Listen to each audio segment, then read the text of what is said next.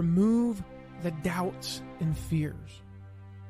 Before you can focus on the positive and wait expectantly, you've got to remove the doubts. You've got to remove the fears. Before you can sit back and say, I know that a baby is coming, you've got to get over the doubts and the fears that maybe something could go wrong. Before you can wait expectantly for that promotion, you've got to get over the doubts and the fears that say you're not qualified enough.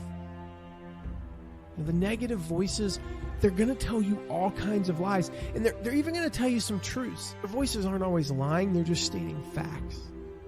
So I highly suggest checking that out and learning about how sometimes there are some truths in those doubts and fears, but you've got to twist them around and make them into positives. So your voices are going to tell you things like, well, your dad was never promoted, or your mom died of the same disease you have.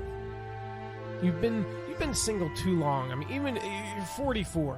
Even if you did get married at this point, how are you going to adjust to married life when you're 2/3 of the way through your life expectancy or so?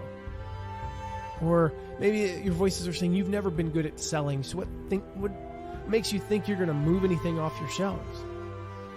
The crazy thing is, our voices often tell us whatever fits the situation. You probably know this. Your voices will tell you the negative that fits the situation you're in. So one voice will say, you're too old. And then in a different situation, it says, you're too young. Or it says, you're too slow, or too fast, or too dumb, or too smart. Believe it or not, you can be overqualified for something. If your doubts are too powerful, why would you ever prepare? If you didn't think that putting flour and milk and eggs and baking soda and a few other things would actually result in pancakes, would you ever even get the ingredients out if you wanted pancakes? Why would you prepare if your doubts are too powerful? So what I want you to do is focus on the outcome. Focus on the positives and learn to talk back to your doubts and fears. Remove the doubts and fears before you continue on. Remember that I've talked about this so many times. And yes, when I say you, I'm talking specifically to you with your earbuds in right now, or however you're listening to this.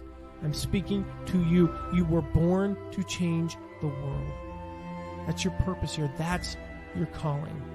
Learn how to overcome those negative voices, silence your critics, and conquer your greatest obstacles once and for all.